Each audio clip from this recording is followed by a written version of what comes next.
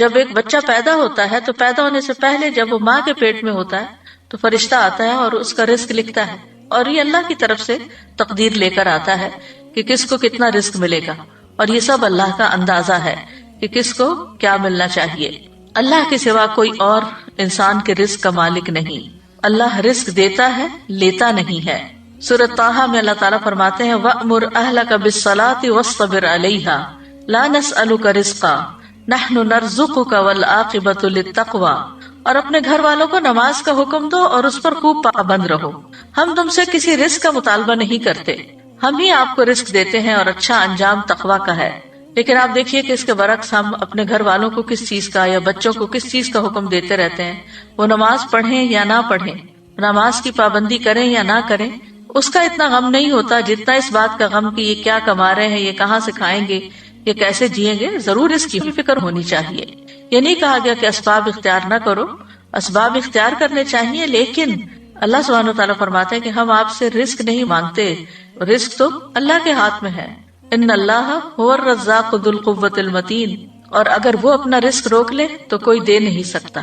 امن ھذا الذی یرزقکم ان امسک رزقہ بل لجوا فی عتو ونفور، یا وہ کون ہے جو تمہیں رزق دے اگر وہ اپنا رزق روک لے، بلکہ وہ سرکشی اور بدکنے پر اڑے ہوئے ہیں۔ تو جب انسان کو یہ یقین ہو جاتا ہے کہ رازق اللہ ہے تو پھر انسان رزق کی تنگی میں اسی کی طرف رجوع کرتا ہے، ورنہ وہ انسانوں کو یہ سمجھتا ہے کہ یہ میرے رازق ہیں تو پھر وہ ان کی چاکری پہ لگ جاتا ہے اور ان کی خوشامد پہ لگ جاتا ہے کہ شاید یہی جاب دیں گے تو جاب ہوگی، یا یہ تعاون کریں گے تو ہی رزق ملے گا، جبکہ رزق جو ہے وہ اللہ کے ذمہ ہے۔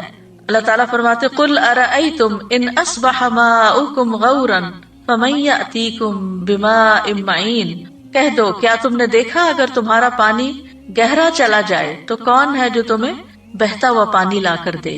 یعنی رزق کے جتنے بھی سورسز ہیں وہ اللہ کے ہاتھ میں ہیں، اور وہ بندوں کی ضرورت کے مطابق ان کو نکالتا رہتا ہے، اور پھر جس کو جیسا چاہتا ہے، جتنا چاہتا ہے رزق دیتا ہے، جس کو چاہتا ہے وافر دیتا ہے، جس پہ چاہتا ہے تنگ کر دیتا ہے۔ سورۃ ذاریات میں آتا ہے ان اللہ هو الرزاق ذو القوۃ المتین، بے شک اللہ ہی بے حد رزق دینے والا، طاقت والا، نہایت مضبوط ہے، اور رزق کے معاملے میں کوئی بھی اللہ کو عاجز کرنے والا نہیں۔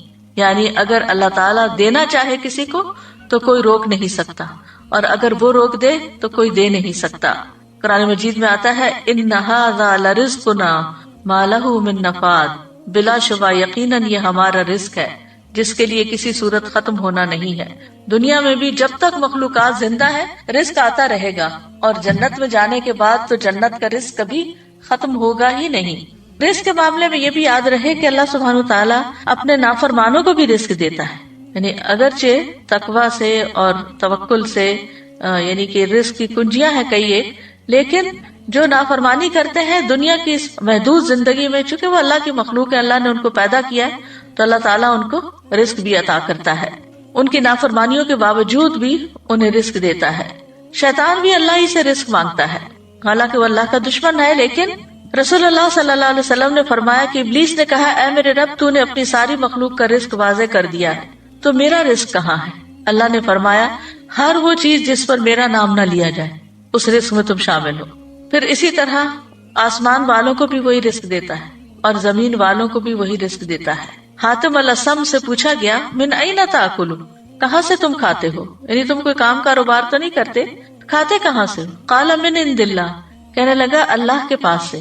ان کو کہا گیا کیا اللہ تعالیٰ آسمان سے تمہارے لیے دینار و درہم نازل فرمائیں گے؟ انہوں نے کہا کیا اللہ صرف آسمان ہی میں ہے؟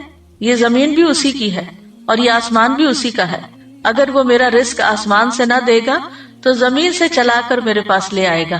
ہم کہتے ہیں نا تمہارا آسمان سے اترے گا، بات یہ ہے کہ وہ زمین سے بھی لے آئے گا۔ پھر انہوں نے یہ شعر پڑھے وَكَيْفَ أَخَافُ الْفَقْرَ وَاللَّهُ رَازِقِي، میں فقر سے کیوں ڈروں جبکہ اللہ میرا رازق ہے۔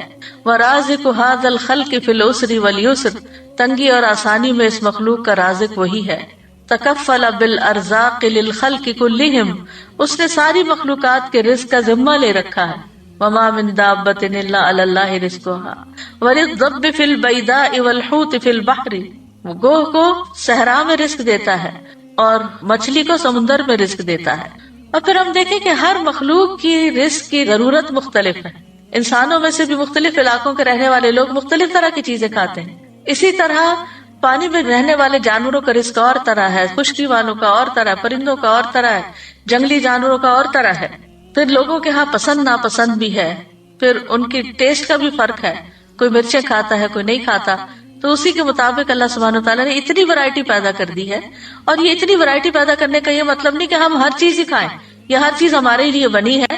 ہر ایک کی ضرورت کے مطابق اللہ تعالیٰ نے تقسیم کر رکھا ہے. کچھ لوگ کچھ چیزوں کو بالکل بھی نہیں کھا سکتے. ہم کہتے ہیں الرجی ہے، ٹھیک ہے الرجی ہوتی ہے، لیکن اصل میں تو پیچھے اللہ ہی کا اذن ہوتا ہے. وہ جس کو چاہے دے اور جس سے چاہے روک دے، جس کو چاہے وہ چیز کھانے دے اور جس سے چاہے وہ نہ کھانے دے. اور پھر اللہ وہاں سے رزق دیتا ہے جہاں سے بندہ گمان بھی نہیں کر سکتا. وَيَرْزُقْهُ مِنْ حَيْثُ لَا يَحْتَسِبُ وَمَن يَتَوَكَّلْ عَلَى اللَّهِ فَهُوَ حَسْبُهُ إِنَّ اللَّهَ بَالِغُ أَمْرِهِ قَدْ جَعَلَ اللَّهُ لِكُلِّ شَيْءٍ قَدْرًا. اور اسے رزق دے گا جہاں سے وہ گمان نہیں کرتا، اور جو کوئی اللہ پر بھروسہ کرے تو وہ اسے کافی ہو جاتا ہے. بے شک اللہ اپنا کام پورا کر کے رہتا ہے. یقیناً اللہ نے ہر چیز کے لیے ایک اندازہ مقرر کیا ہے. اصل میں ہم جلد باز ہیں، ہم چاہتے ہیں کہ ہمارا کام وقت سے پہلے ہی ہو جائے. پھر مرنے کے بعد بھی اپنے بندوں کو وہی رزق دیتا ہے. خاص طور پر شہید جو ہیں ان کو مرنے کے بعد بھی رزق ملتا ہے. نبی صلی اللہ علیہ وسلم نے فرمایا جب تمہارے بھائی احد میں شہید کر دیے گئے تھے تو اللہ نے ان کی روحوں کو سبز رنگ کے پرندوں کے پیٹوں میں کر دیا جو جنت کی نہروں پہ آتے ہیں، وہاں کے پھل کھاتے ہیں، پھر سونے کی قندیلوں میں لوٹ جاتے ہیں جو عرش کے سائے میں لٹک رہی. یعنی ان کی روحوں کو اتنے اعلیٰ مقام پہ اللہ نے رکھا ہے. جب انہوں نے وہاں کے کھانے پینے اور آرام اور راحت کے مزے دیکھے تو کہا کون ہے جو ہمارا یہ پیغام ہمارے بھائیوں تک پہنچا دے کہ ہم جنت میں زندہ ہیں، ہمیں رزق دیا جاتا ہے، تاکہ وہ جہاد سے بے رغبت نہ ہو جائیں اور لڑائی میں بزدلی نہ دکھائیں. اللہ سبحانہ تعالیٰ نے فرمایا میں تمہارا یہ پیغام ان تک پہنچا دوں گا. چنانچہ اللہ نے یہ آیت نازل کی وَلَا تَحْسَبَنَّ الَّذِينَ قُتِلُوا فِي سَبِيلِ اللَّهِ أَمْوَاتًا بَلْ أَحْيَاءٌ عِندَ رَبِّهِمْ يُرْزَقُونَ. وہ لوگ جو اللہ کی راہ میں قتل ہوئے ان کے بارے میں یہ ہرگز خیال نہ کیجیے کہ وہ مردہ ہیں، بلکہ وہ زندہ ہیں، اپنے رب کے پاس رزق دیے جاتے ہیں. اور پھر ایک اور جگہ پر بھی اللہ تعالیٰ نے ایسے لوگوں کے لیے رزقا حسنا کی خوشخبری دی. والذین ہاجروا فی سبیل اللہ ثم قتلوا او ماتوا لیرزقنہم اللہ رزقا حسنا وان اللہ لہو خیر الرازقین. اور جن لوگوں نے اللہ کے راستے میں وطن چھوڑا پھر قتل کر دیے گئے یا مر گئے، یقیناً اللہ انہیں ضرور رزق دے گا، اچھا رزق، رزقا حسنا.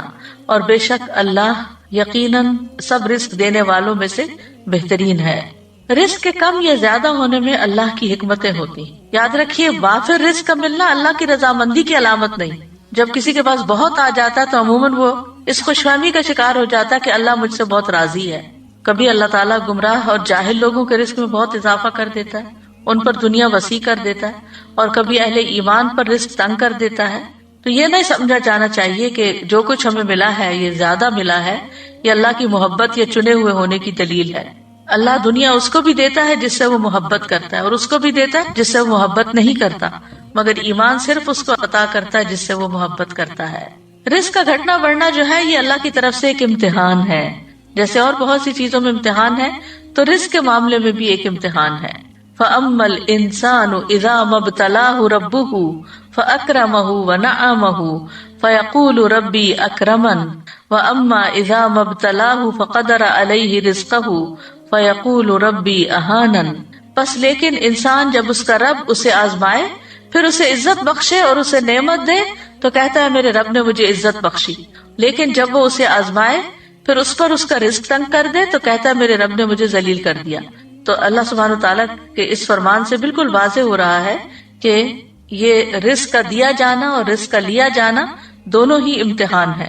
پھر یہ ہے کہ کبھی رزق کی کمی خیر کا باعث بھی ہوتی ہے اور کبھی وافر رزق خیر کا باعث ہوتا ہے، کیونکہ رزق کا وافر ہونا بہرحال آزمائش تو ہے، لیکن نیک انسان کے لیے اچھا مال خوش قسمتی کی علامت ہے، کیونکہ وہ اسے اچھے کاموں میں صرف کرتا ہے اور اس سے اس کے درجات اور بلند ہوتے ہیں. مومن ایسا نہیں ہوتا کہ جب اس کو زیادہ مال ملے تو وہ صرف اپنا معیار زندگی بڑھانے کی فکر کرے، بلکہ وہ ضرورت کے بعد دوسروں کا خیال رکھتا ہے.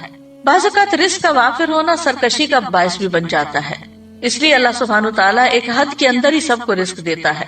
وَلَوْ بَسَطَ اللَّهُ الرِّزْقَ لِعِبَادِهِ لَبَغَوْا فِي الْأَرْضِ وَلَكِنْ يُنَزِّلُ بِقَدَرٍ مَا يَشَاءُ إِنَّهُ بِعِبَادِهِ خَبِيرٌ بَصِيرٌ۔